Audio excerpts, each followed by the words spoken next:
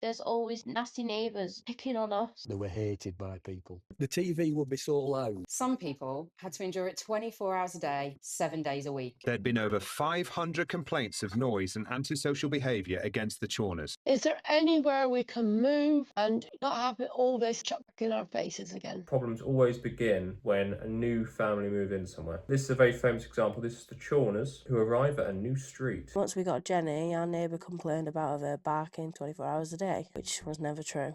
It's made the dog worse.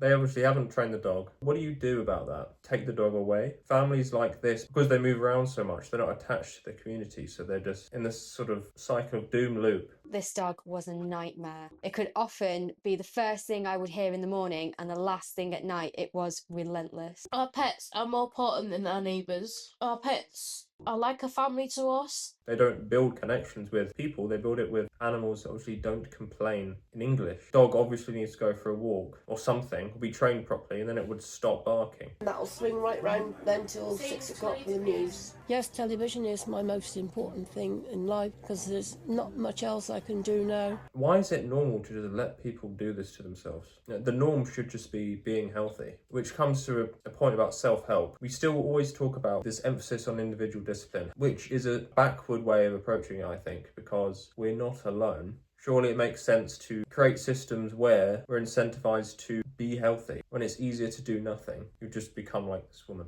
The TV would be so loud that the neighbouring houses could all hear the TV. Some people had to endure it 24 hours a day, 7 days a week. Fed up with the racket from the Chawners TV apparently blaring out constantly, the residents logged their complaints with the council. And think of a healthy community when everyone knows each other. If someone goes against the community can withdraw access to certain things. Because this family have nothing to do with the local community, there's nothing to withdraw for the bad behaviour, so they can just do it ad infinitum. By 2007, there'd been over 500 complaints of noise and antisocial behaviour against the Chawners. In Ramsbottom, we were victimised. They made out that they were being picked on because of the size. It seems irregular to complain 500 times about a family. I don't think they do it just because they were large. It got that they were hated by people. Loathed by their neighbours, it nevertheless took 7 years for the authorities to finally bring the Chawners to court. After waiting those 7 years, nothing actually happens. They just get evicted and they cause problems for the next people they have to live next to.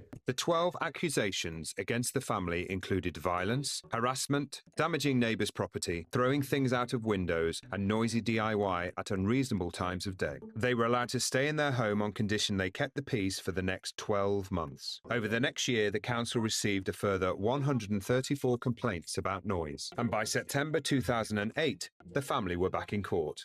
If they behaved themselves from the first court case, then they would still be living on the street. They found themselves a new 2-bedroomed house. Their new neighbours started complaining, and in 2012, the Chawners landed up in court yet again. How else do you deter this sort of behaviour? If they don't want to engage in a community because they're moving around so often, have swifter punishments than just 7 years, maybe you go to court. 2 daughters and me supposed to swear at her, and it was happened on a Wednesday, but the police did not come here till the Sunday, issuing £80 fine tickets each. Philip and his 2 daughters challenged the fines in court, but were given convictions for threatening behaviour against their neighbour. Wherever we go, there's always nasty neighbours picking on us. The point of the video I really wanted to say then is they're old enough to know what's good for them, and they know what's good for them, but there's no community to drag them out of the hole that they've fallen into. This family basically an example of neglect. Their negativity is impacting everyone else, but just calling them bad people won't actually fix the problem.